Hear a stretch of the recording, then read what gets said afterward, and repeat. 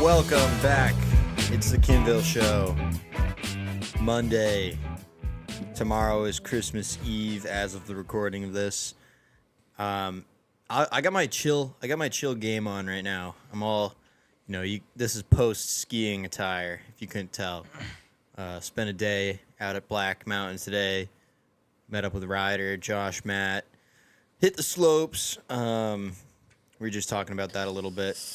Dude, he's got an EMS shirt on. Well, it's because in the East we have mountains and sports, so basically because it was made for me, if you didn't know. Well, because I go outside, if you didn't know that. What do you got going on over there, Chris? The cord is jammed under the couch, and he's got a super...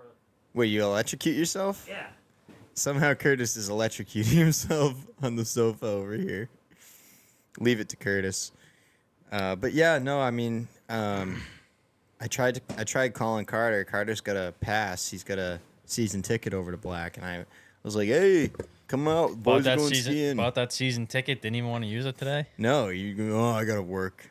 I'm working. Working on Christmas Eve. What a stiff.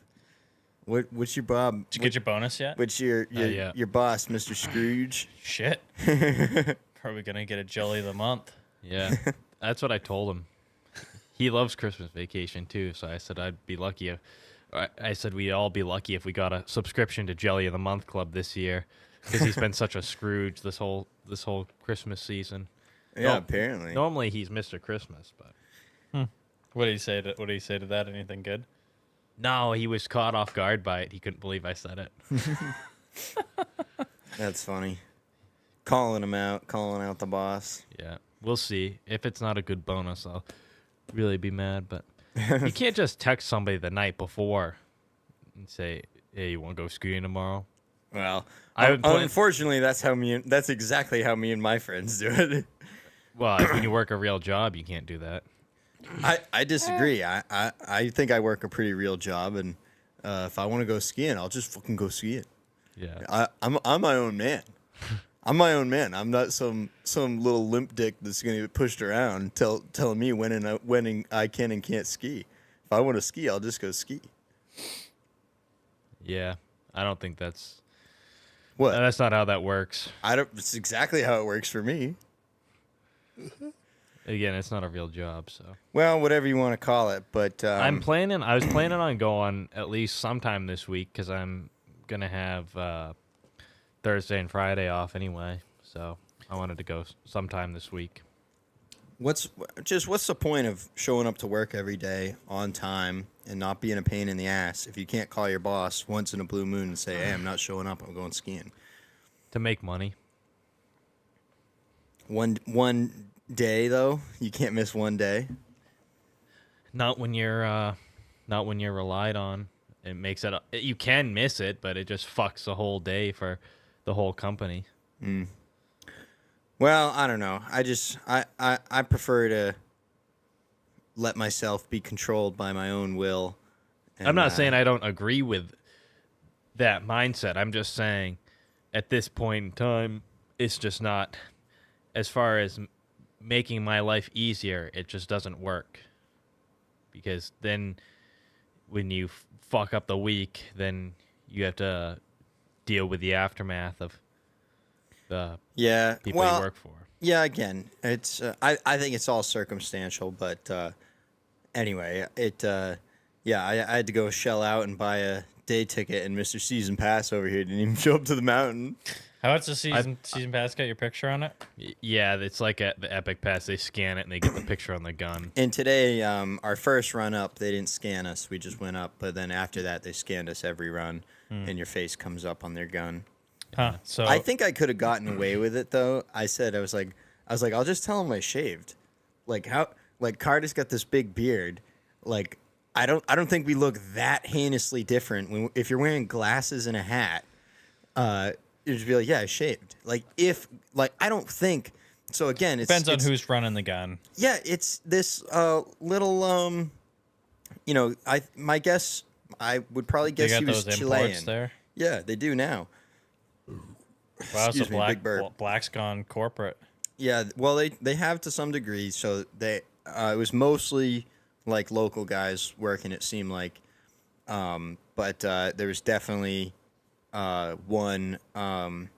I don't know if he's like a J1 employee like the guys I worked with in Sugarbush or what his deal was, but he definitely was not from around here. He's from some place where they get sun, some place where they speak Spanish. You know, I don't know what these people and how.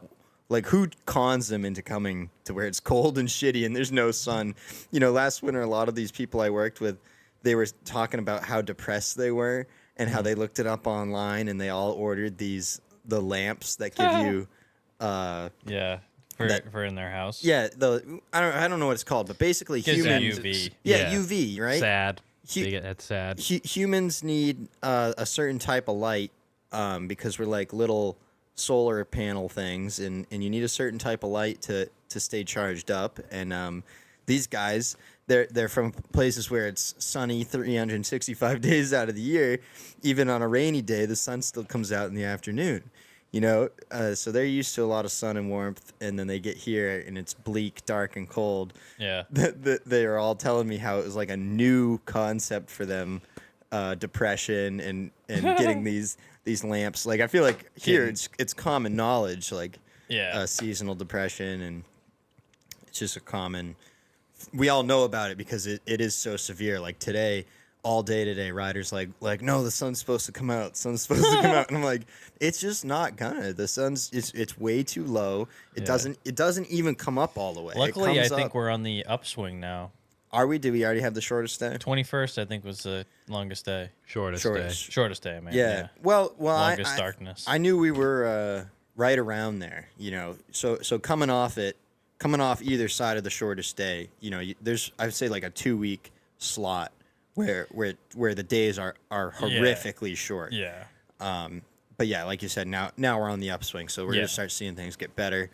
But yeah, there's a couple weeks where it's dark. Not Alaska dark. You know, they get the 24-hour. How many? It's like no sunlight, right? Yeah. For how long? Is it just 24 hours or?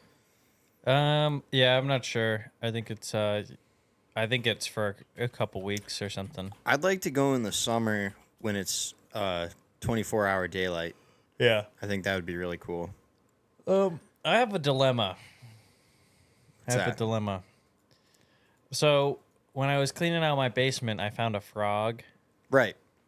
Did we talk about this on the show? I brought it up on the last episode, and I said we should name him Kermit, and you said you wanted a more swampy-sounding name.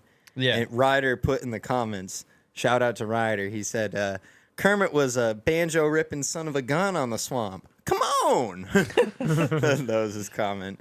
And so, again, I would propose that we name him Kermit, but go ahead. I think we decided to name him Kagan. What? I think we decided to name him Kagan. Kagan? The guy after the guy I bought the house from. Oh, okay. He's the spirit of the... He's the spirit of the frog in the basement. So this frog's still kicking in your basement? We're coming on a week now, right? Yeah, he's hanging out in the bucket. That's crazy. So my dilemma is, what the hell do I do with him?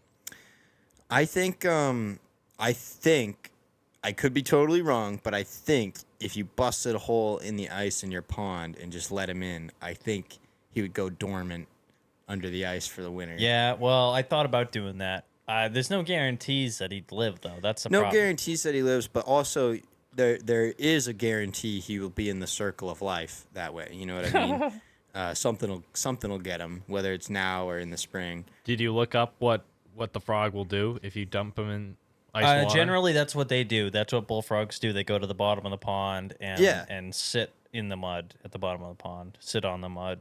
Yeah, the mud kind of They covers just- them up, and they kind of just shut down. How do they get air though? They breathe through their skin.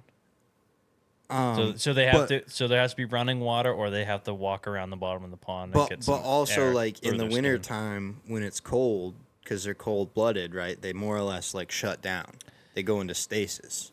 Yeah, the thing is, sometimes with a lot of, I was looking it up because a lot of the frogs that do go into stasis, they bury themselves above the water in the Okay. dirt and make like a little cave, and they can only do it once a year. So sometimes you have an early frost, and they'll go into stasis, or And that's how you'll end up with a bunch of dead frogs. yeah, because they Yeah. come out of it, and then they they can't go back in. Right.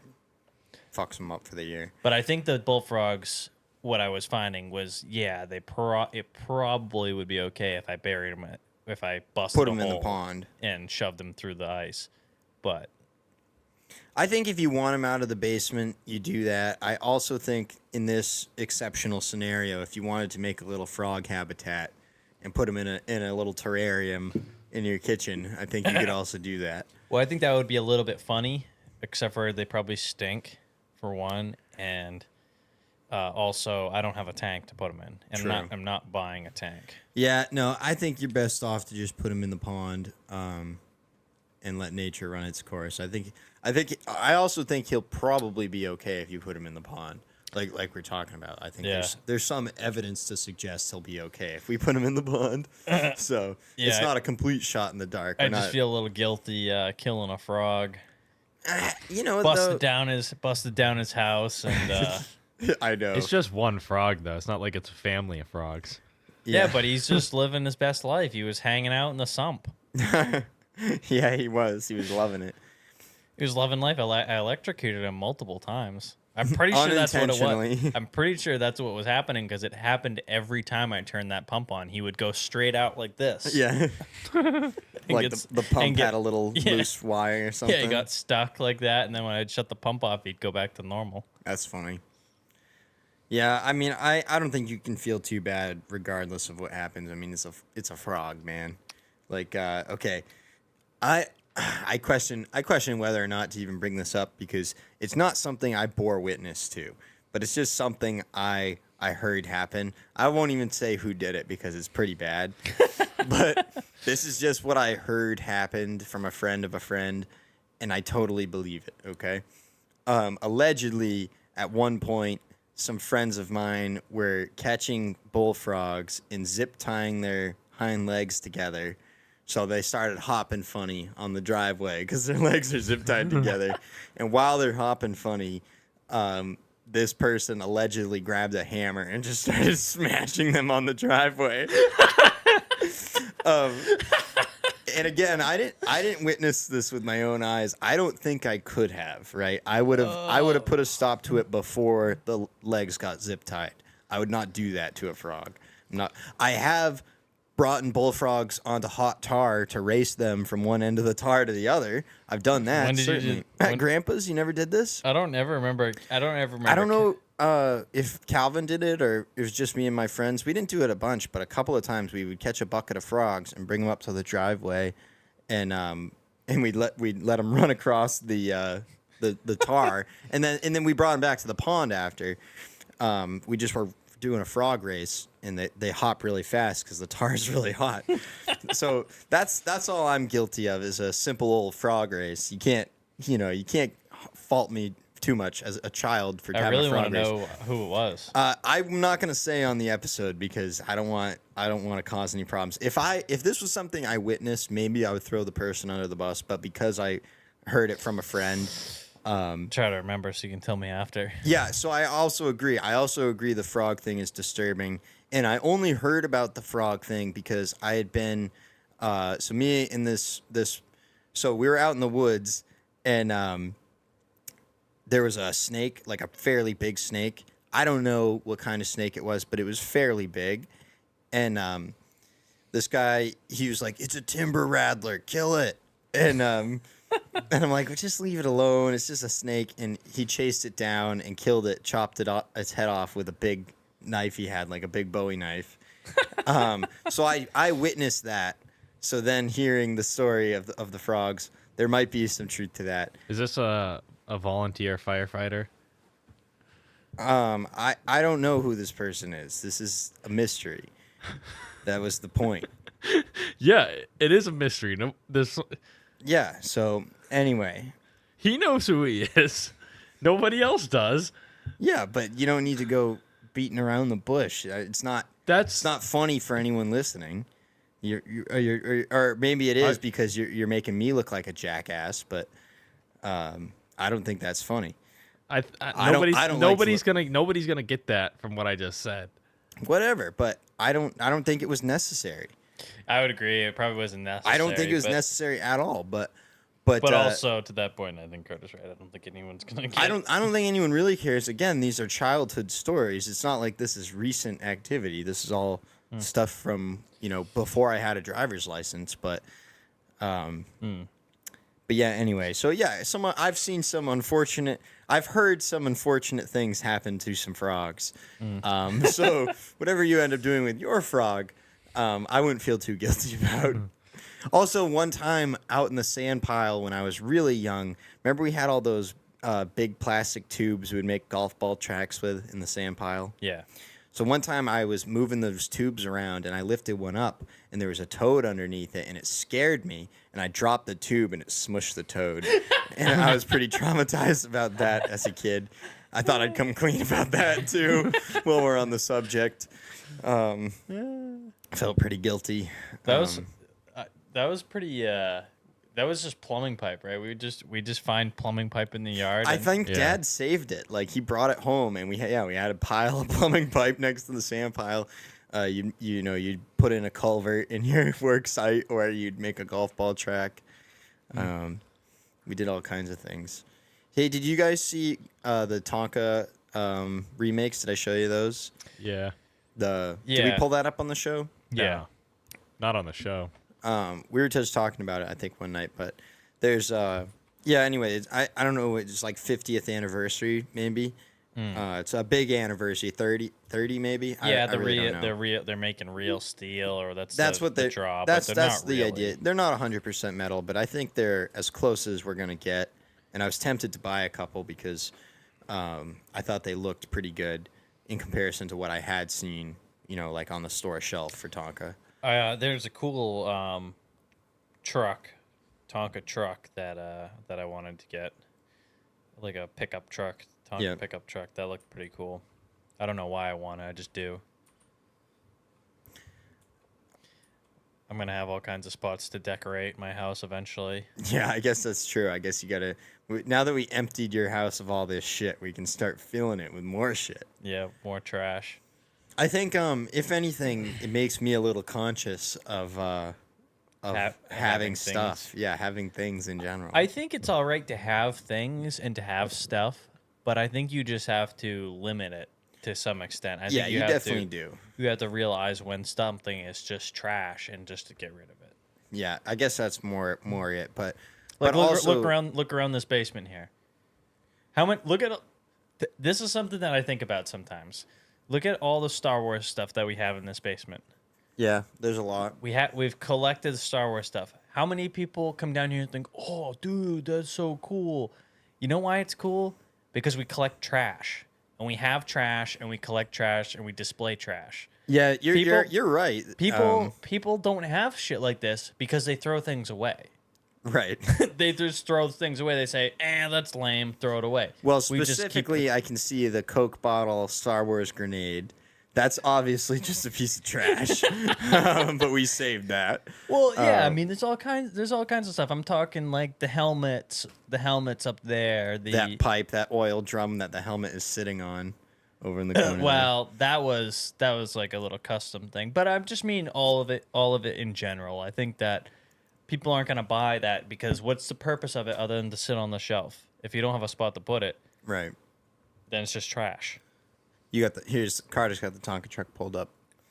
The dump truck looks like it might be mostly steel. I think the dump truck is pretty close. I think it's obviously got some plastic going there. I think those fenders are. I could be wrong, but it looks like that fender thing is plastic. But the loader, it's got this big plastic handle. And the loader arm is plastic too for some reason. Are you positive it's plastic? That's plastic there, yeah. I've seen it in person. Oh, okay. Yeah, that's a real bummer. We were talking about this because me and Dad watch this YouTube channel where this guy restores Tonka trucks, and it's really fun because he does it.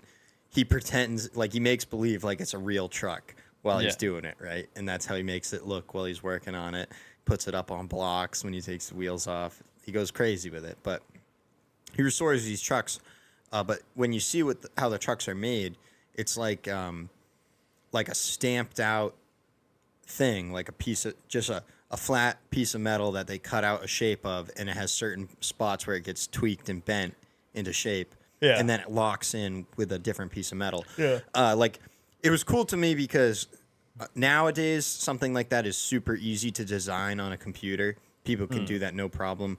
But these trucks, it's the same cab and frame on a lot of these Tonka trucks, but they designed them in a way that you can assemble it so this one truck can be a million different trucks depending on what bed you put on it, right? It was cool because it was something that was designed before computers, and they put all these things together and had this really cool design and a assembly line. Well, nowadays, if you had the right tools, you could do this yourself in your garage. It would not be overly complicated to be able to make a couple Tonka trucks a day in your garage right now between 3D printing, plasma cutter. Again, this is all expensive equipment you'd need, but you could. My point is, you could do it, and it wouldn't be that hard.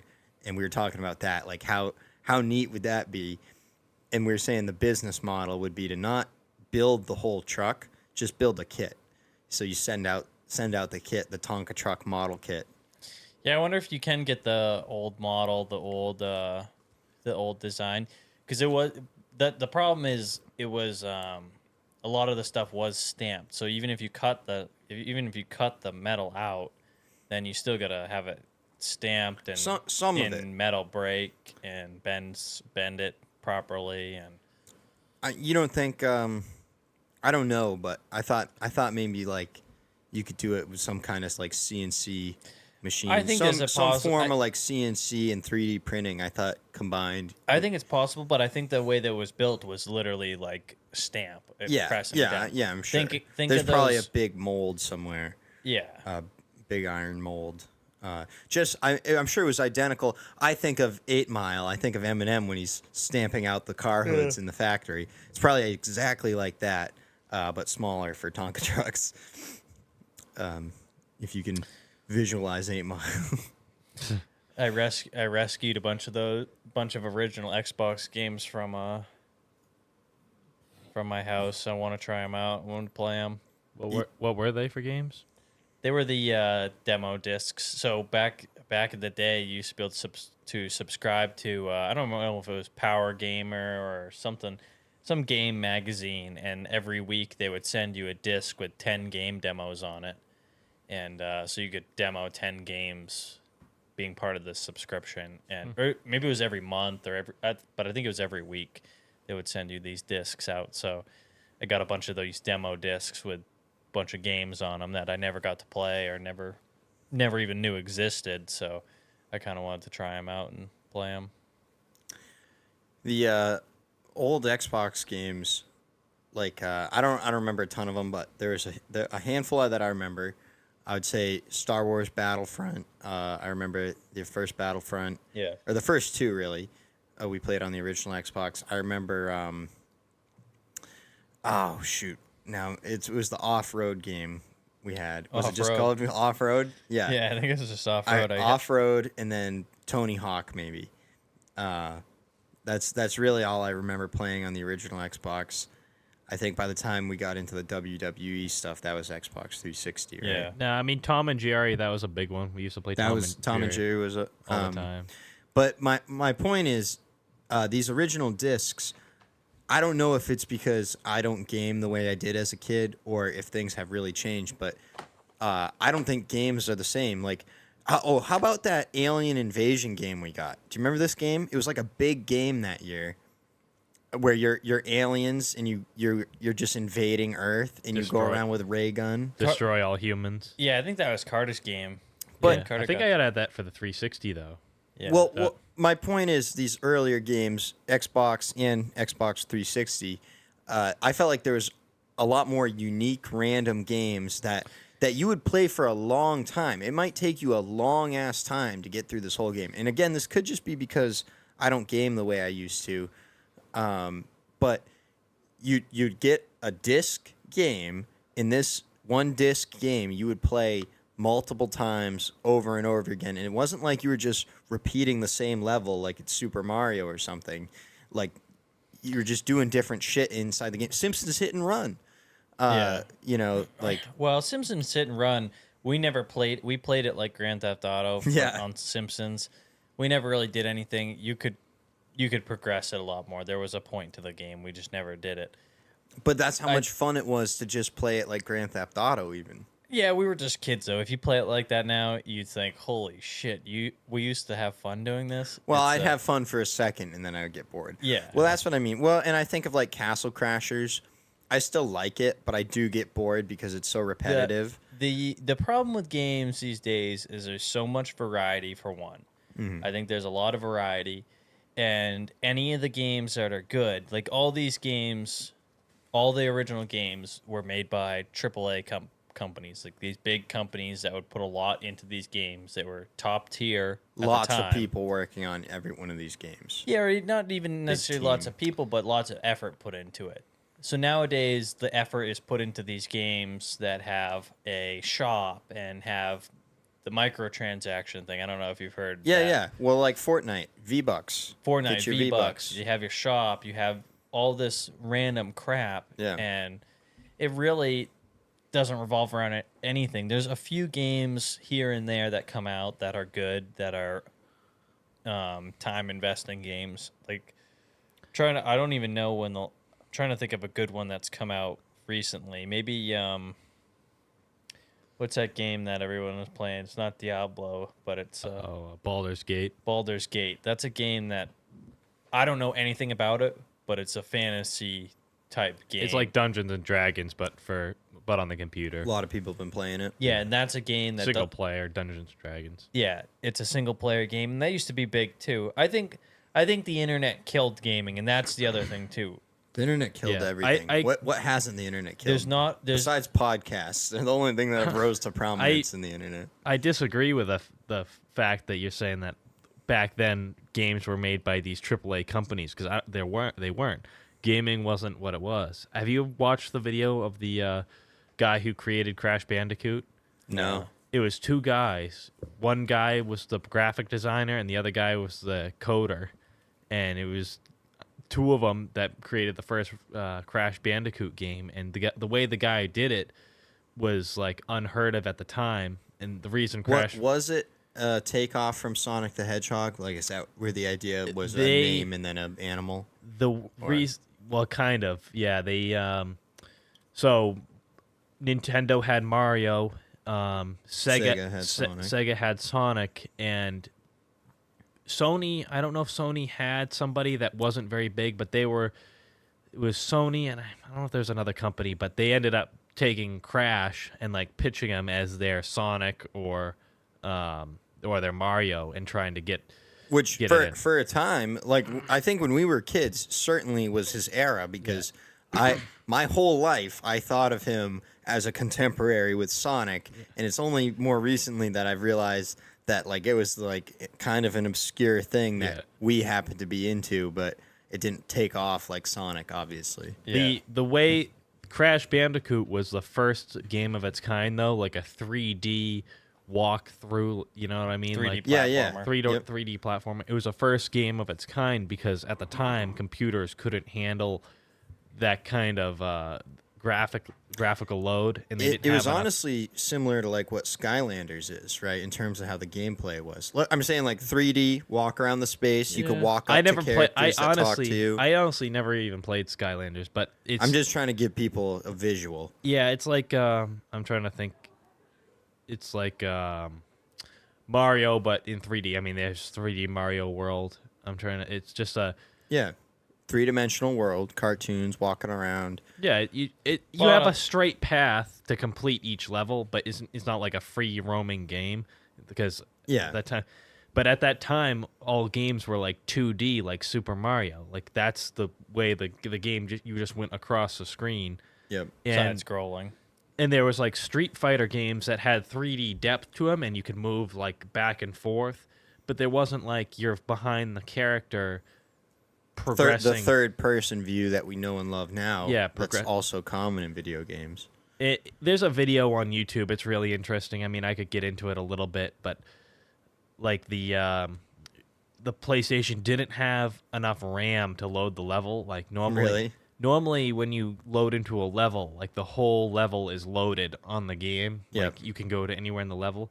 But the way the guy, this is what was unheard of at the time, the guy would, as you're progressing through the level, he would unload what was behind you and start loading things in front of you, rather than just having the whole level loaded at one time. That's the way everybody did it, and the PlayStation was not capable of that. So he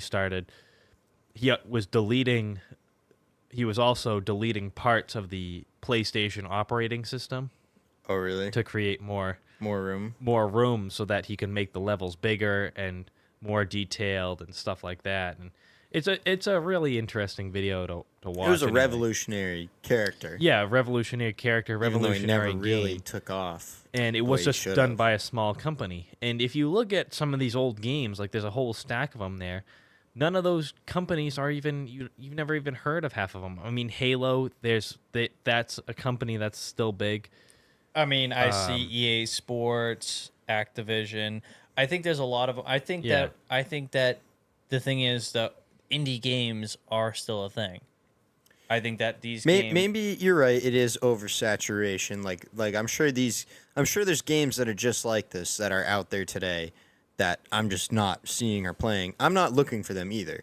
Right. I think that stack of games probably still exists, and that probably was only popular because that was all that was around at the time. True. The other limited options. I think the more We didn't have GameFly, so we had limited options. If you didn't know, GameFly was like Netflix, but for your video games. Yeah, I video forgot games. about that. Back when like everything was on a fucking disc. How stupid is that now? Like it made sense at the time. Oh, I get my DVDs in the mail. Might as well get my video games in the mail too. GameFly. Yeah, GameFly. But now everything's it's on the line. You just click on it and you have it. Like it's so lame, this disc idea. I can't like it legitimately seemed cool. You remember the disc towers? You Yeah. remember the disc towers, and it was cool if you could fill the tower with all your games. Or all your DVDs. Like I remember the DVD shelf at like certain people's houses growing Yeah, up. Like yeah. and like oh man, like Look at that collection. they had Will Ferrell movies I'd never even heard of. Like Tropic Thunder. What the fuck? I think the more important thing, the more the thing that killed gaming was the fact, like Curtis said, that how money driven it is now. How they're trying so hard to get money. At the time, like I was saying with It's like Crash, there were these guys that were trying to build a game that was ahead of its time, and now we're just getting games that these companies can rake the money in on. It's like it's like social Yeah. it's like social media too. Social media used to be actually something that was cool to look Fun at. and cool. Instagram, you got to see whose posts you followed. Now they just force feed Ram you ads. ads and random posts. And you don't even see who you even follow. TikTok, every third video is an ad. You know, Yeah. like Just ram it down your throat. it's brutal. Here's a GameFly ad. GameFly, sponsored by GameFly. Oh my god. Let's count sand. Oh my. Bean Farmer Extreme. Let's wait in line. Okay, first of all, Bean Awesome. Farmer sounds fun. This is all you guys have? Where are all the good games? You guys have nothing. Zip. Nada. We have not a 3. With Gamefly.com, you can stay at home and rent games from the largest selection on the planet, and we'll send them to you. Go to Gamefly.com now for your free trial. Rated E through M. Yeah, I mean, I remember those brutal. commercials. Starting playing some old 60 on the pod. I don't know why that. God, came up. did you happen to notice what GameFly cost? Did it say what GameFly cost at the end of that in the No, I didn't. in the fine print? I'm curious what that cost. I don't remember what it would go for back in the day. I think it was pretty expensive. Yeah, When- I bet it was. Nothing we were gonna have. Like I said, we had Netflix. That was good enough. And I remember like Netflix was such Yeah. a mystery too. We'd get a new disc of the Waltons every week. Yeah, yeah. Well, that was the thing. It was like a mystery how it really worked because there was a time where we were like maybe binging the Waltons or something, but then all of a sudden, you're thinking you're getting Waltons season 4, and now it's a movie. You get a movie in there. You didn't know it was coming, and you didn't know how the queue worked or anything. It was just kind of a mystery. It, You it was told really Mom quick what you too. wanted. Yeah, I how thought fast it was. the DVDs came in. The turnaround. Then remember when we upgraded the Netflix account so that we could have 2 DVDs at once? Oh man, that we were balling 2 DVDs at a time. Yeah. Do you remember? It was actually kind of cool the way it worked. You had to you got the envelope, you opened the Netflix envelope, and then the disc was in an envelope, Yeah. and you peeled the thing back and folded it on itself or something like that and just put it back in the mail and it got sent out. It was a whole experience. Everyone wants to talk about their Blockbuster experience and how great that was, and I'm sure everybody's gonna someday there's gonna be kids who be like, man, do you remember how much fun it was? We used to stay up all night scrolling through streaming platforms and we never even picked anything to watch. What a great time. You guys remember those days? Guarantee the same thing will be said. I get it. Probably one of the highlights for me is midnight releases for Call of Duty. Yeah. I How mean- many of those did you guys camp out with your buds? We went to for at Call least of Duty? we went to 2 of them maybe. At GameStop. Yeah. I bet you it was more than GameStop in more the than Lowe's 2, parking 2 or lot. 3. Yeah, we'd go to the GameStop. Yeah, in a Rochester GameStop, and we were there. We were there for the midnight release of Black Ops 2 or something like that. And this was a MW3 and big Black deal Ops back 2. then. Yeah, well, it was the only thing we had going for ourselves. So we just decided we'd go. But that's also what I mean when I say it's a big deal. It wasn't like it was just you guys doing this. There's for our little shithole GameStop, wasn't there a handful of people doing this? Yeah, there was a good amount of people. One time there was actually a decent little line that formed. I thought you guys said somebody brought a TV one time. I don't remember that. We never saw anything that cool. But that was, that was before internet. That was before you downloaded your games Not to your, before internet, just before it was before what you it would is download today. the game to your console. Yeah, before the cloud and before reasonable amounts of storage. I was Yeah. looking at SD cards the other day, and I've got this old camera from Ron, like a real old digital camera. It just takes photos. It was a 2 megabyte. Probably 2 gigabyte. 2 gigabyte card. Yeah. And so I just bought a 250 gigabyte card the other day, and I'm just thinking about that. Like, for me, there was a time where it seemed like 100. What is it? 120. Gigs. Is it 120 or 128? 128. Yeah. Yeah, 128. There was a time where that seemed like the biggest card you could reasonably buy. There was other ones, but for some reason they were crazy expensive. And now I just went on there and it was like $20 for 250 gigs. And Dad was saying it's because they oversaturated the market. They always could have been this cheap or cheaper, but they oversaturated the market now. Well, I don't think that's necessarily the case. I think the manufacturing's gotten better over the years, and they're able to print smaller and smaller on these dies. And Yeah. I think that because it's easier for them to make it, I think they oversaturate the market with it, and it drops. now they're pretty cheap. Well, because when I bought my first 128, it was like a $60 card. But it is because they're getting better and they're able to fit more and more on a smaller surface. So it gets But can easier. you imagine how many fucking photos can you fit on a 2 gigabyte card?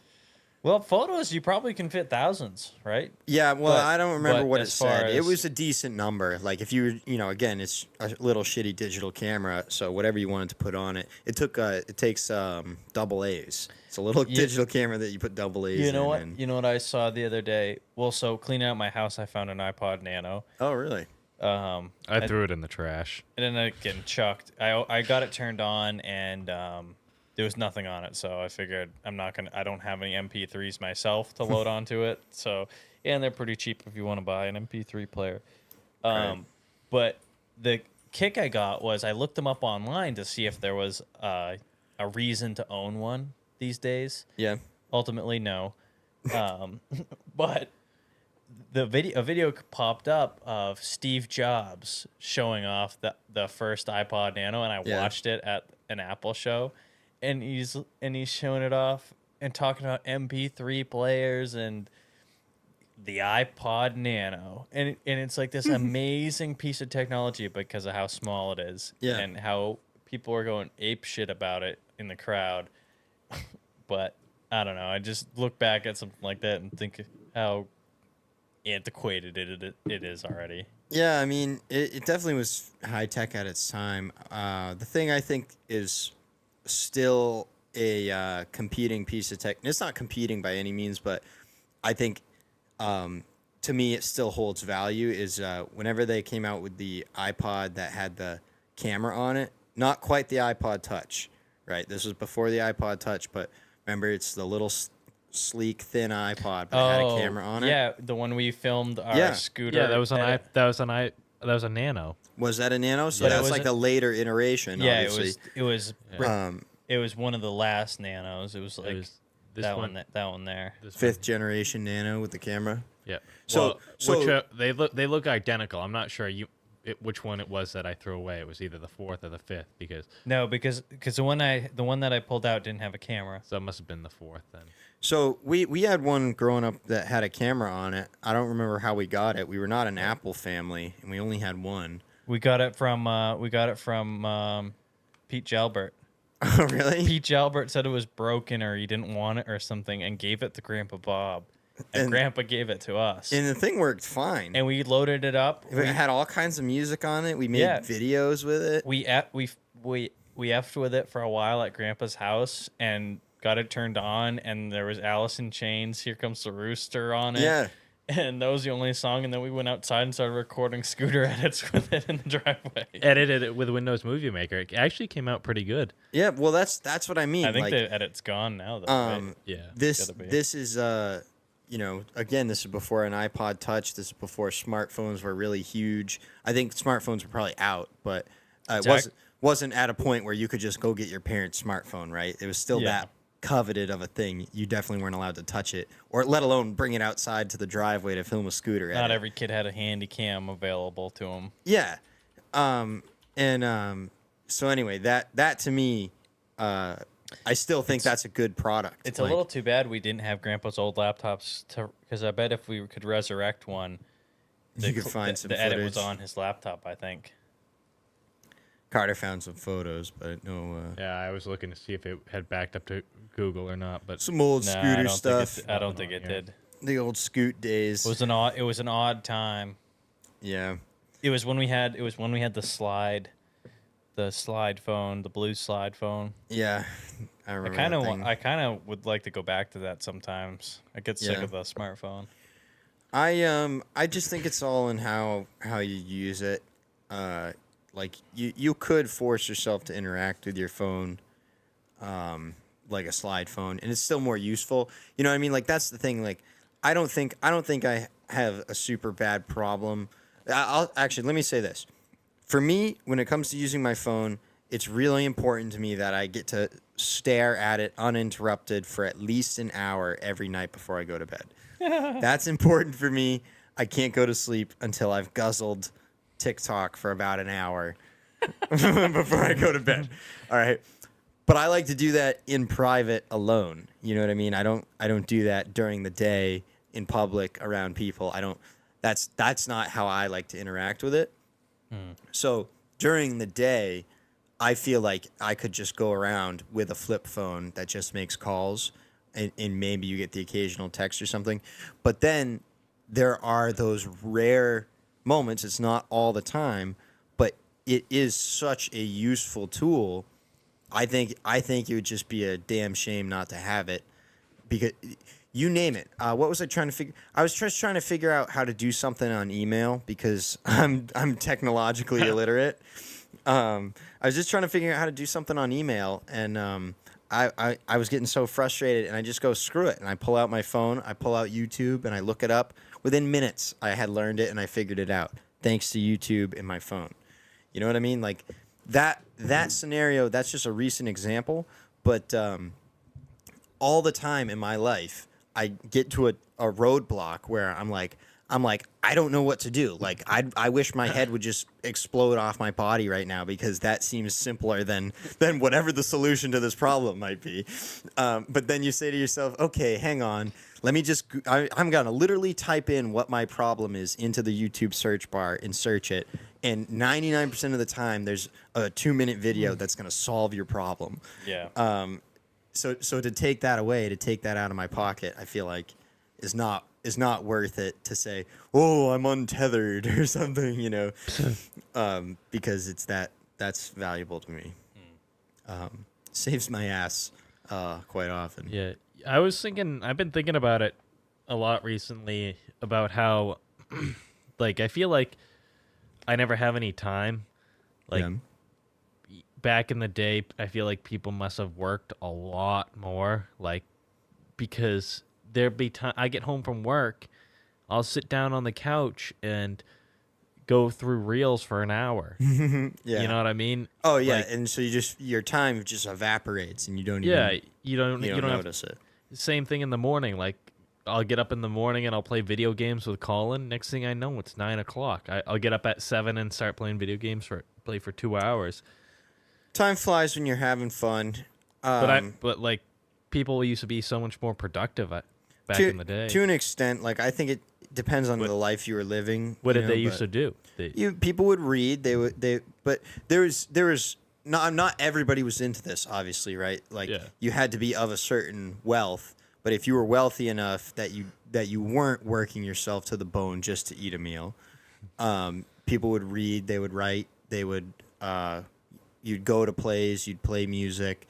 Like, all these things that we think of as like classical arts, those were just like run-of-the-mill hobbies, I feel like, pre-technology. Like, this is how you feel if you had time that needed to be filled, right? Not everybody had that luxury, but if you did need to fill time, painting, writing,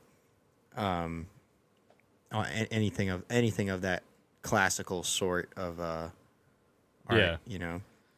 I don't know. I just thought it was. I just think it's weird. Cataloging. People used to catalog all kinds of shit, plants, birds, whatever. It is weird. But like last winter while I was in Vermont, my like motto or whatever. Like, I kept saying, I'd say all the time. I said, I'm playing real life. I'm not playing cell phone. I'm not playing internet. I'm playing real life. That's what I would say. And so there was very few times where I was doing I didn't watch any TV, and I would use my phone, for a little bit laying in bed at night and a little bit in the morning, but not a ton, because in the morning I'm trying to get up and go skiing. Night was usually late because I'm coming home from work late because I was working at night. It just wasn't a ton of time. Granted, at work also I was listening to podcasts at work, so there was also that consumption of media. But you can just find things to fill your time. And again, mine was primarily skiing last winter. That consumed most of my time. But you could find other things to do in between to fill up your day if you're looking for something to do besides be on your phone. Yeah. It's not easy. It's easy for me to imagine if there wasn't technology and I was lucky enough to have free time, I think I would be able to fill it. I don't think it would be a problem. I wouldn't be sitting around like, oh, what am I supposed to do? I definitely have shit I want. Yeah, no, I think it's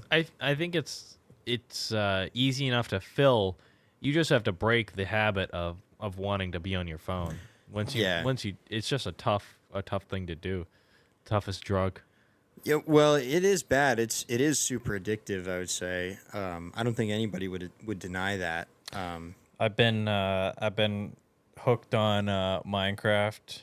I've been hooked on Minecraft for a while now. It's been getting me. How many years has Minecraft been out? It ebbs and flows. So it does for everybody. That's like an ongoing gag now. Like, yeah, you're either in a Minecraft fit or you're not. So right at the moment, I've been like just consuming as much Minecraft as I can, and to the point where I've gone back 8 years and I'm rewatching the Ethos Let's Play. So That's crazy. I got an 8-year backlog of videos that I just started. I actually didn't watch a lot of them. There was a time where I stopped watching, so that's where I Yeah. tried to find the time that I stopped watching. So I'm consuming what I haven't seen. That's so funny. But it was 8 years ago that these videos were uploaded. Isn't that like the best part of YouTube? So like, it could all change. I'm just gonna say right now, knock on wood. You know, I hope to God YouTube has pretty much stayed the same since it came out. It has not changed that much. I know it's changed, but in the grand scheme of things, it's changed very little, right? Yeah. Think of how great that is. Stuff we watched as kids, it's left sitting there on YouTube exactly the way it was when it was put there when we were kids. You can go back, you can dig through the comments, find your old comment on these old videos. You know what I mean? Everything is it's not like stuff back in the day where it aired on television and maybe you sat there and watched it, maybe you didn't, and you're and who knows if the tape survived? Yeah, until and it could be re-uploaded to the internet and or even or re-aired some other time. yeah, or even like now with The Office, like you know we watched it on Netflix. Now it's over on Peacock, and it's edited differently. So again, it was edited on Netflix. This is my problem with The Office is with Netflix because I consumed it on Netflix. Netflix had an edited version of The Office. Yeah. So now, even if I'm not watching the Superfan episodes on Peacock, if I'm just watching the original as they aired on television episodes on Peacock, they're not identical to the edits that Netflix made. And it's that very fact? Yeah, it is. Yeah. It's very small details, and it's not in every episode, but it's enough that I notice, and it pisses me off because I'm used to the way that Netflix had edited them, and that doesn't exist anymore. The way Netflix edited these episodes doesn't exist anymore. So Yeah, that's just, I'm trying to you know. think. There was a good example of like a racy scene or something like that. It was or a Halloween racist. party episode where it's like bring your kids to work for this Halloween party, and Michael pretends to hang himself in the right, office in yeah. front of the kids to try and scare them. And Netflix cut that whole thing out. Yeah. But there's other things that they would do on Netflix, like things initially might have aired as 2 episodes back to back. Yeah. Right. But Netflix had just edited them together to be one long episode because, you know, it really that's how it should be consumed is together. Yeah. You know, don't stop in between them because they're meant to be consumed back to back. But Netflix Or edited they it. at least had. I think they never had a double episode, but they edited the episode in a way that it transitioned smoothly. Got rid of the intro on one of them. Yeah, that type of yeah. thing. There's like a talking head, like explainer maybe, or something. I don't know. There's just little things that are Yeah. edited differently. It's nothing huge, but it's enough that it bugs me. And so again, God bless YouTube, where I can go back and watch Stampy's Lovely World from 2013. Do you ever go back and rewatch? On occasion, I will. Not like real seriously, but every now and then I'll just be like, I'll remember something that I wanted to go see, or see how he built something that I remember, you know. I've consumed at least 25 episodes. Of Stampy's Lovely World. No, of Etho going back 8 years. So Yeah. and I'm still going on it, and I probably will until I fizzle out. I don't know. I've been watching this guy Fwip on YouTube for I keep wanting to send you a new guy to watch. Show you a new guy that you should watch. it's hard for me to get into new stuff once I'm into, but you never know, I might get hooked. But the reason I liked Fwip is I found him because he's been playing in the same hardcore world for years. Yeah. So he had these hour-long videos that were like edits of things that had happened throughout the years in his world in Minecraft. Yeah. You know, and I fell in love with the videos because he has a really good building style, and he's been building this world for years. So Yeah. watching all these highlights from all his videos, you just see all these different parts of his world, and I'm like, this is sick. I want to know how to build this stuff. So then I subscribed, and now I watch his stuff all the time. But it was just it was odd how I got into it. But now I watch all his series, and he just started a new Survival Island series. And So what did I start doing in my Minecraft world? Now I'm building fucking docks and pirate ships.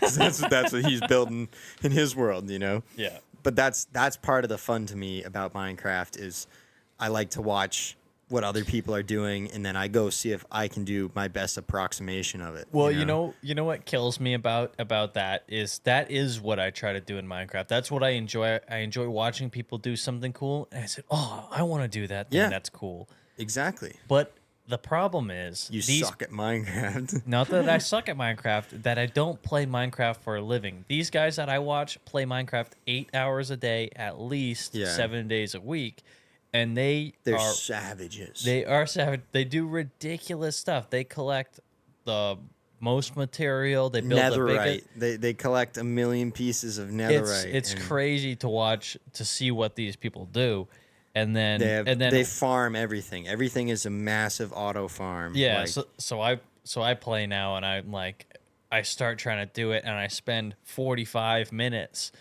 trying to figure Get something 10 out. diamonds. Yeah. I spend 45 minutes and have nothing to show for it. And I'm like, this is stupid. Yeah. Yeah, no, I don't the thing is it's like watching professional sports, right? I'm not going to watch the NFL and then think if I start tossing my football around in the backyard that I'm Tom Brady. You know what I mean? And that's how I watch. I know it's stupid, but that's how I watch these gaming videos is with some conscious awareness that I'm not a professional and I never will be. So. I know that I can't do it to that scale, but I try to take little bits and pieces of it, and it just never pans out the way I want it to. I can never do any of the farming shit, like the auto farms these guys build, or any of the redstone business that people do.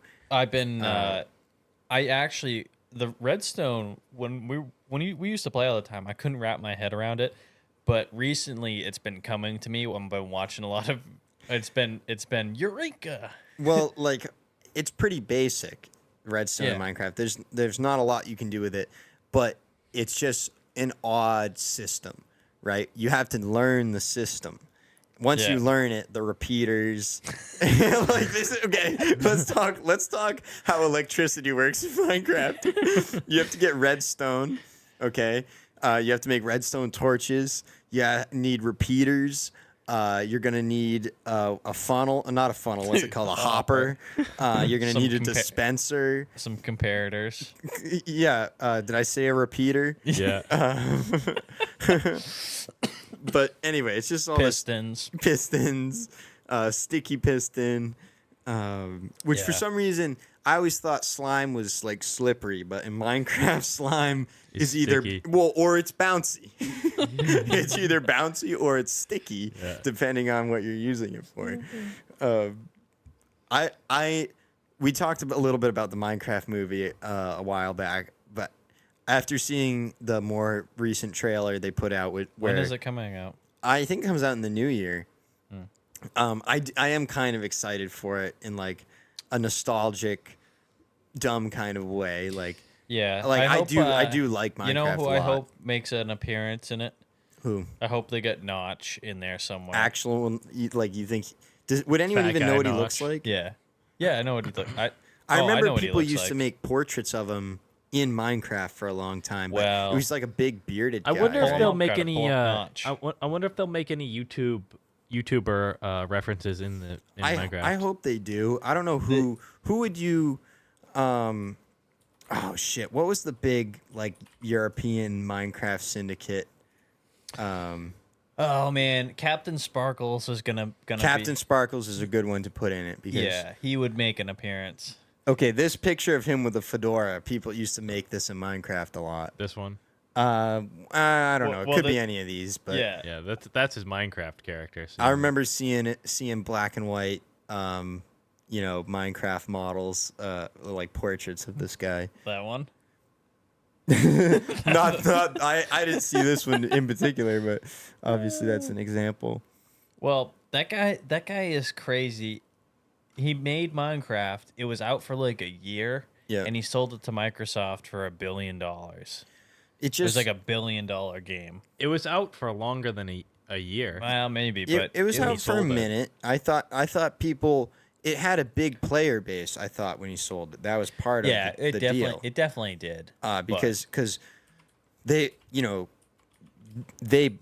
part of the deal is all these customers already exist, right? That was, I thought, part of why it was able to bring in so much money is because it had a lot of people already playing it. Yeah, I suppose, but just a no, crazy. Crazy. Like the stuff I know about it is like legend, right? I wasn't old enough to really hear any of the real stories of how it was created, but one of the things I remember that's kind of Minecraft legend, I don't know if it's really true or not, but creepers were born from a bug in the game. Yeah, yeah. I'm trying to remember what it was that he was trying to create, some kind of demon or something like that, and it was a bug that some kind of bug.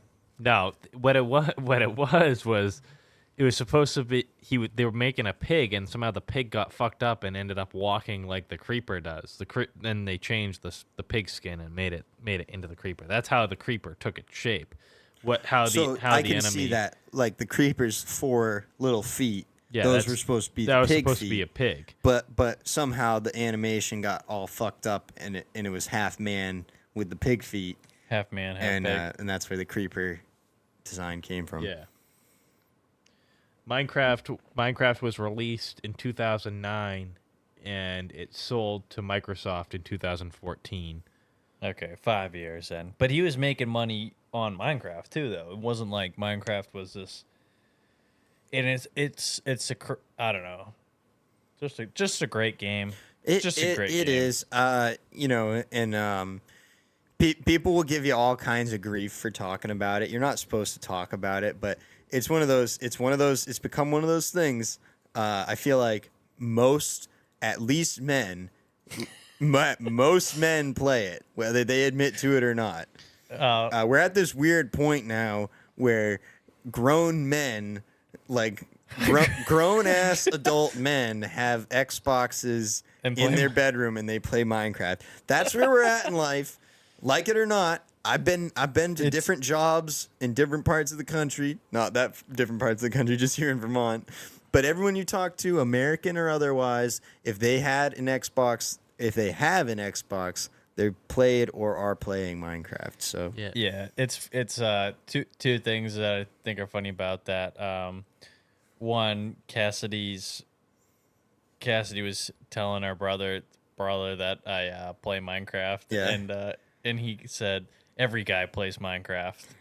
Well, that's that. I think it's kind of true. I think every guy does. Like, you had to have at least got into it on the Pocket Edition at some point. You know what I mean? Yeah. Like, it was and still is everywhere, and it's that good. Like, if you get into it in the slightest, you can get into it for life. Yeah. It's like riding a bike.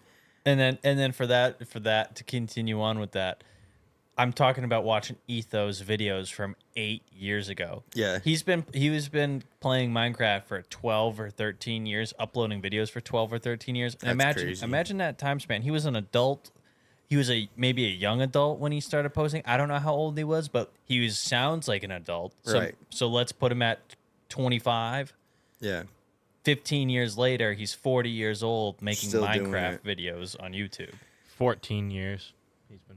It's crazy. It's crazy to think of, and maybe a little bit embarrassing. But it's what I say. This is the reason why I'm not like that worried about the nursing home issue we're facing right now. You know what I mean? Like, Man, can you imagine that? Getting to go to a nursing home and play Minecraft all day?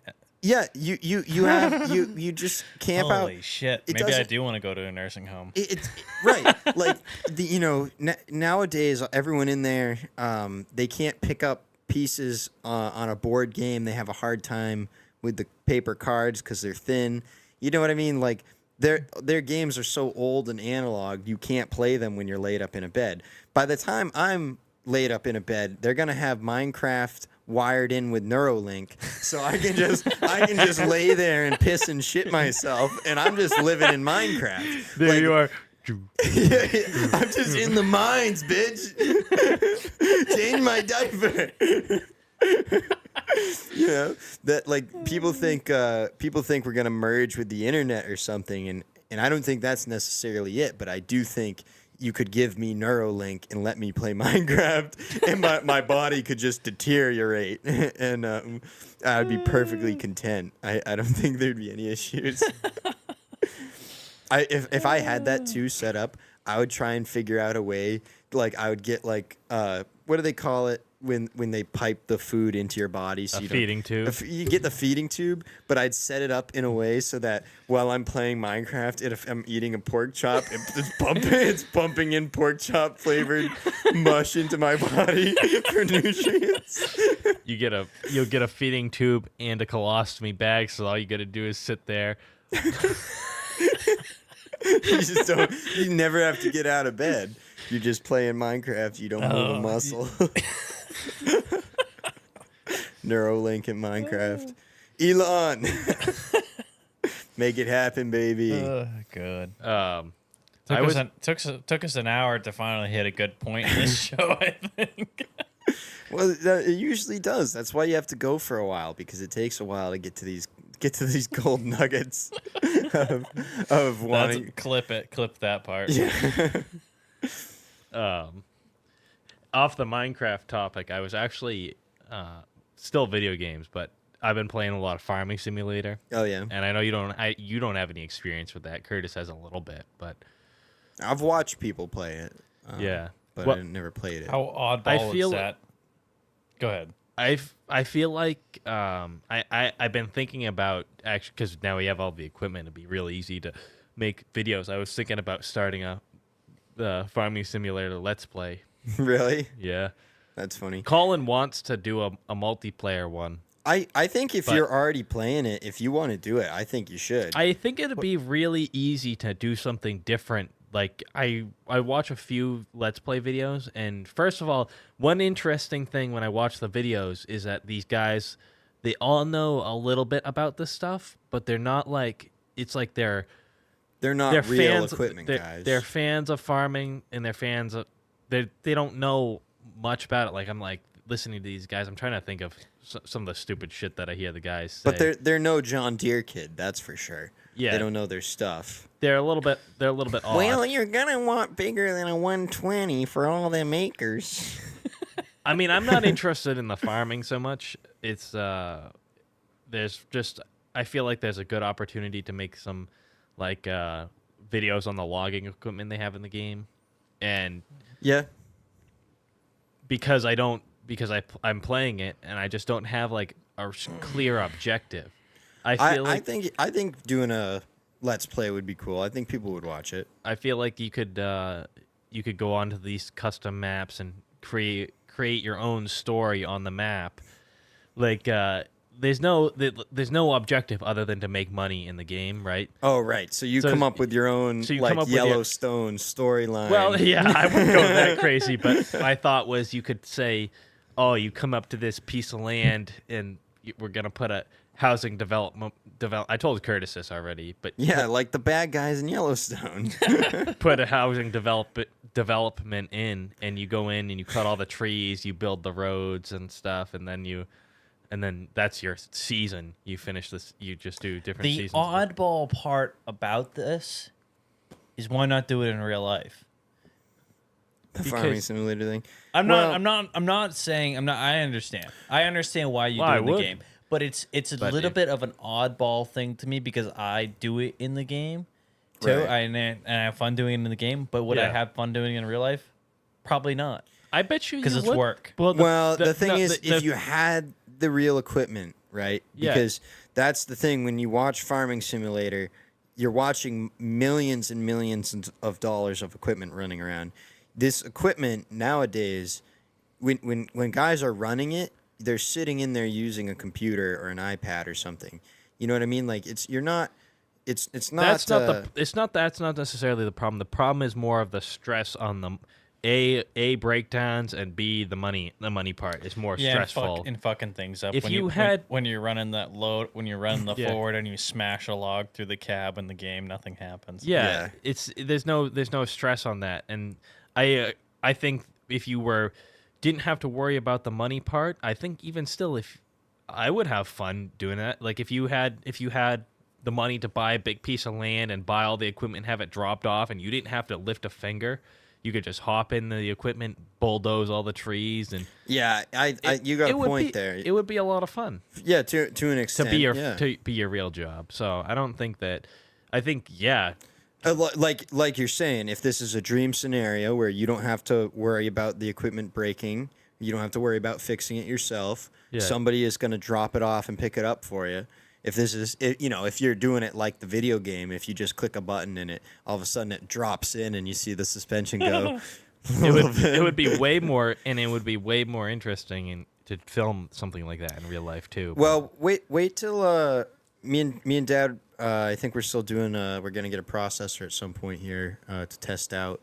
Yeah, you process said all after that Christmas. firewood. Yeah, so you guys have to come over and see how you like that, and we'll operate some equipment. And I'm planning on filming some of that. What I've really come to grips with is that's my most Bread and butter. Yeah, that like of anything I've ever done on YouTube, that's been the most successful is the firewood stuff. And I just, in terms of wanting to have some money at some point, not that it's really like selling out, but I'm just coming to grips with I do have an opportunity to make money off of this, even though it might not be my most favorite thing.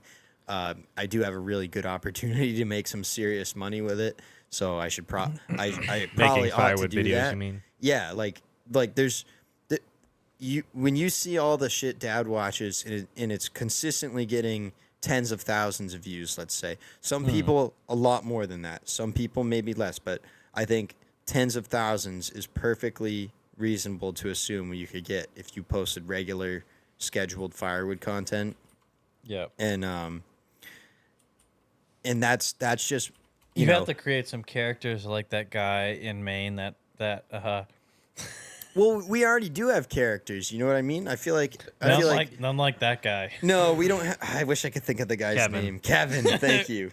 You don't have a Gramps and a Kevin out there. No, we don't, but the characters can come, but the more interesting thing to people is like you guys are talking about with Farming Simulator, it's the equipment.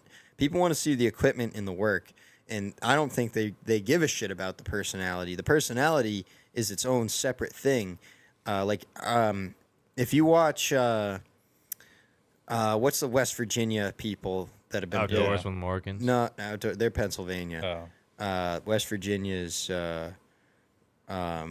it's just that other couple with all the kids that they're building the house. They got the A-frame. Wonderful Wild. Yeah, Off-grid. Wonderful Wild Off Grid. They're produced more like a show, so I don't think you have to be into the construction to enjoy their videos. I like their videos from the perspective of a family vlog. You know, it's not exactly a family vlog, but it's similar. It's just like something you'd see on HGTV or TLC. It's more produced and it's more of a show. It's not just about the work, right? But I think there's enough people that are just interested in the work that for doing these firewood videos, I'm not saying I'm going to strip it of personality. I'm just saying you don't have to go crazy with the editing. You don't have to go crazy with a million different angles. If you had an hour-long singular shot of our operation of Dad cutting the wood, me splitting it, and the wood going onto the truck, if that's all it was, that's still going to get tens of thousands of views. Yeah, I would say what you're looking at more when you talk about Wonderful Wild Off Grid. They got 1.1 million views on their channel. Wonderful Wild Off Grid does. Yeah. And then a firewood channel that, like you're saying, isn't that like edit heavy. Yeah. This guy Back 40 Firewood. Yep. How many subscribers does he have? He's got 61,000. So Okay. you're talking a lot less as far as subscribers. Not that you can't make money doing it, and like Dad said before, that Willie's getting equipment and already getting sent free shit. Right. So you'd be getting free shit. I think it's at least a good way to add some income, because I'll look up to see how much the Back 40 that's just it. Firewood I guy just think makes. it's the only thing where so you know, we're always talking about how to stand out or how to carve a lane on YouTube. Well, it just so happens that we're already sitting in a carved out lane that is a niche thing. Firewood. There's how many people across the planet own and operate a firewood business, right? Not that it's a tiny number, but it's a more obscure thing, and it's not that prevalent on the internet yet. So everybody that's doing it is able to grab a following right now because there's not that many people doing it, and people are interested and they want to see. So like, our dad watches half a dozen or more different firewood channels, you know, because that's what he's into. And I think right now we already have videos that have a lot of views in the firewood community, you know. So I think just.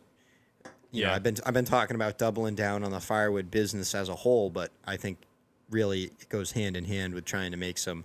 I'm calling it blue collar YouTube now.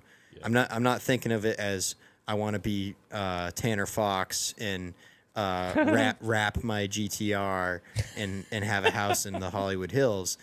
I'm not thinking of that anymore. I'm thinking. Is that where you wanted to go? Is that where you always wanted your YouTube career to go? Well, I think every dipshit kid like me, we all had the same exact idea. Yeah, everyone wanted to be Tanner Fox, Tanner Brongart, David Dobrik. I never knew Brongart. Tanner Brongart, he was equally as big as Tanner Fox for a time. And he's still doing some stuff on YouTube now, but nothing crazy, but more than Tanner Fox, I think. The guy back 40 Firewood, he gets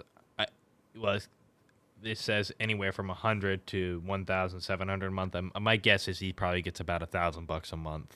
Yeah, from, YouTube, it seems like you get some serious Plus, views, and that's his merch. You got to have merch on top of that. So. That's just it. Is I'm already in the system, right? I'm already in the YouTube system. It's very easy for me to see what's going to get me paid. Right? They couldn't make it more clear because it's one of those weird things. It's beneficial for YouTube too. YouTube has come up with this mutual partnership where they're willing to give me the information on how to get more views on my content because it's beneficial for both of us. You know, we're both going to get money out of this. So, and that's, you know, all my most, the stuff that gets recommended to people is the firewood stuff because they're watching other people's firewood videos. There's not that much firewood content on the internet. So at some point mine is bound to get recommended. And that's just it. There's a bajillion podcasts. There's a bajillion white dude podcasts out there, and that's all this is just another podcast, and it's not going to stand out in any real particular kind of way, at least as far as the YouTube algorithm goes. But the firewood, it just is that niche that when you upload something in the firewood vein, and it's legitimate, you know, it's not some fake stuff. You know, our firewood stuff is legit. It's a real business. Yeah.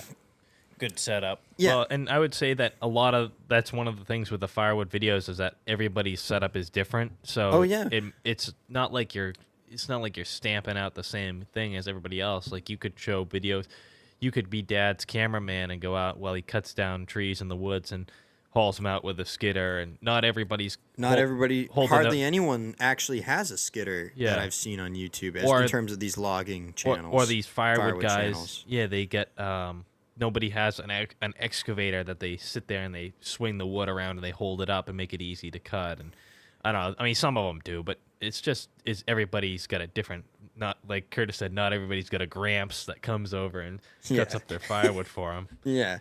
No, everybody does it a little different, and it is interesting from an outsider's perspective. I've had people tell me, I literally never even thought of how we get firewood. People have said that to me, and it never occurred to me because it's so common. But again, I realize. And YouTube has proven this to me via analytics that we are in a unique position having access to all this firewood equipment, and not everybody has that. So anyway, that's the plan for 2025 going into the new year. I'll take a cord. Yeah. Did you take firewood from here? No. I don't remember the pile being that small. We tried to get you to take firewood. What was wrong with that wood at Curtis's house? Why wouldn't you take that? Me? Yeah. Nobody tried to get me to take it. Dad said he had a load of wood loaded on the truck, and he wanted to take it over here, and you said no. Yeah, there was. Yeah. You didn't want it? I said to I dump wanted it. to put it by the fire pit and just burn it in the it's fire not pit. that bad. Like it's not. Depends on where the piece is. It didn't. well- It actually didn't look that bad when I looked at it today. But All I was gonna say is it's not like I wouldn't want to only burn that, but if you mix it in with something, I think you can burn it fine. yeah, it would have been fine for that. But I if it was already on a truck, could have just brought it over here. I thought it'd be good to dump in the fire pit and have a good fire with that, but I got that big burn pile, and we can burn that whenever we get a little bit of snow. So supposed to get some snow this week, so hopefully. Allie said 1 to 3 inches tonight. I don't know that I believe that, but That's what they're calling for. So we'll my see. phone doesn't show anything. I don't know what the fuck's. maybe New this Year's week. Eve or something. Yeah, I'd love to burn it. I've been itching for a good burn. I It's haven't. gonna done be it in a it's while. gonna be an actual good fire, I bet. So Well, it's a massive pile right now, but it's also a lot of good stuff that I think will burn. It's not like wet, shitty shit. yeah, at the moment it isn't, so yeah. it'll burn good. And also, it's in the perfect location. Like it's in the middle of this big open area. It's not, sometimes you'll have a fire and it's oddly close to a large tree, and it can be a little nerve wracking. But in this case, it's out in the open. So Yeah, I see 2 inches tonight, tomorrow. yeah, we'll see what happens. Christmas is on the horizon, guys. I still haven't finished Christmas my episode. shopping. I gotta get some shopping done at some point. Tomorrow. Well, and so we were just talking about this. Everyone's like, oh, you got to get your shopping done, or you can't wait till the last minute. And I said, sometimes the most special gifts you've ever gotten came from the mobile gas station, and you might not have ever even known it. So keep that in mind. If you got a scratch ticket, it's not because they forgot about you. It's because you were meant to get that scratch ticket, and it was Christmas magic that you got the $1 scratch ticket. And you actually lost money on it because while you were scratching it with your penny, you dropped it, and you lost the penny between the seats in the car, and now you have no money and no penny, and sorry for your gas station Christmas. But there's nothing wrong with that. So we'll leave you on that hopeful note. There's nothing wrong with that. Nothing wrong with a good gas station biscuit. Yeah, a little gas station biscuit Christmas. Maybe I'll do a whole YouTube video, just go shopping at the gas station for Christmas, because I think you could do it. I think you could make someone happy. Little snow scraper, jar of I would get the windshield washer fluid, some wipers. They sell like some little local Beanie Baby jam. keychains. a little jar of local jam. Beef jerky. That'd be a fun idea for a Christmas gas station Yankee swap. Yeah, you have to buy it in the gas station. Whatever you get at the gas station, that's what your Yankee swap gift. would be. Imagine You'd though have to go you on a you gas live station next to tour. Buc-ee's. You live next to Buc-ee's. You say Yeah. anything at the gas station. Buc-ee's is like Walmart. So Yeah. that would be kind of cool too if we had a Buc-ee's around here. I'd let us do a Buc-ee's Christmas. Whatever you can buy at Buc-ee's, that's what I want for Christmas. But yeah, I mean, I don't know. I'm feeling pretty good on this episode. I think we nailed it. I think this was another good one. Calvin apparently he'll be off the back. show. He'll be back to the show.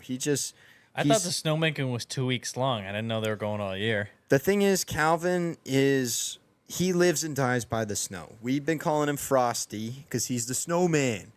We've been calling him Frosty around the house, and I don't care as long as I get a groomer ride. yeah, he lives and dies by the snow. So he's just doing what he loves, I guess. So, at least I think he does. I don't know. I don't really talk to him about it. When I talk to him, he's like half asleep recently because he was working all night. So he was up for a couple minutes during the day when I see him, and he's like, huh? And he just got up. Yeah. But all right, guys. Well, thank you all for being here on this Monday. I think it was another good one. So Christmas Eve. Yeah, tomorrow is Christmas Eve, and then it's Christmas. So, have a happy Christmas. No episode and, on Wednesday. because that's Christmas Day. So, nobody would be watching anyway. You never know, though. You never know. We might pop on late at night. People might put us on instead of the fireplace channel. Yule log. Could you imagine? We're just on everyone's living room TV Christmas Day with the live Christmas broadcast. No, just kidding. All right.